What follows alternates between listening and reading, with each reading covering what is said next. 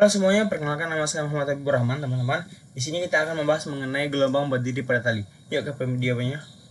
Di sini saya berkontrol saya sendiri. Nah, teman-teman, kita akan membahas mengenai kajian teorinya. Nah, gelombang berdiri pada tali itu merupakan gelombang yang terbentuk akibat superposisi, teman-teman.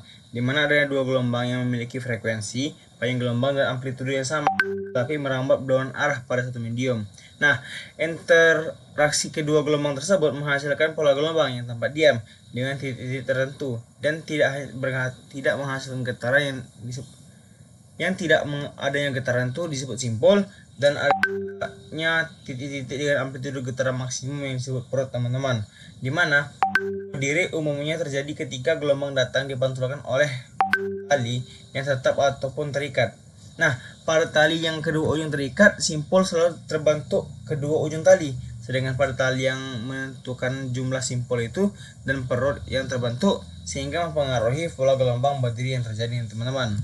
Oke, di sini kita memiliki manfaat gelombang pada tali, di mana itu untuk memahami sifat-sifat gelombang seperti frekuensi, panjang gelombang, dan cepat rambat. Fenomena ini dimanfaatkan pada alat musik dawai, teman-teman, seperti gitar ataupun biola, teman-teman. Nah, oke, next nih. Ada tujuan. Tujuan ini yang pertama itu memahami fenomena gelombang berdiri pada tali. Yang kedua itu menentukan frekuensi harmonik gelombang berdiri pada tali dan menentukan hubungan frekuensi panjang gelombang berdiri pada tali dan cepat rambat gelombang, teman-teman. Oke. Di sini ada juga alat bahan yang digunakan pada praktikum. Yang pertama, adanya audio generator. Yang kedua, adanya vibration generator.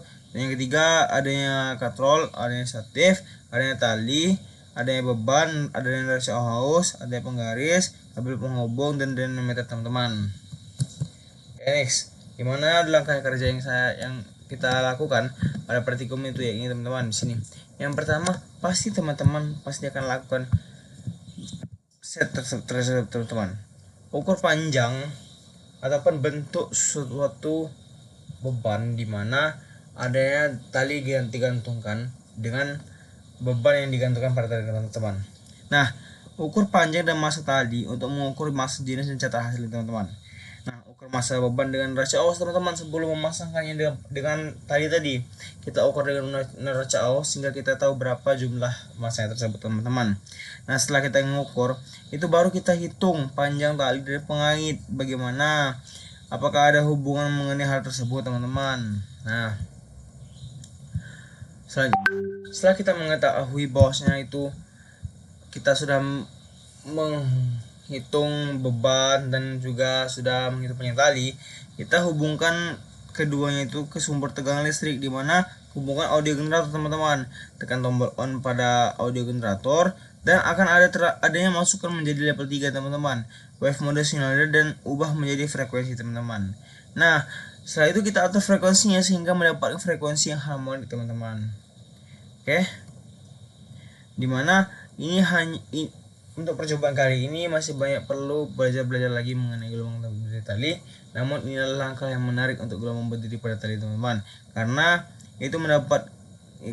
tingkatan frekuensi secara bertahap sehingga mendapatkan harmonik kedua F2, di mana harmonik ketiga itu adalah tanpa berbicara dan harmonik keempat adalah F4 tanpa berbentuk, teman-teman.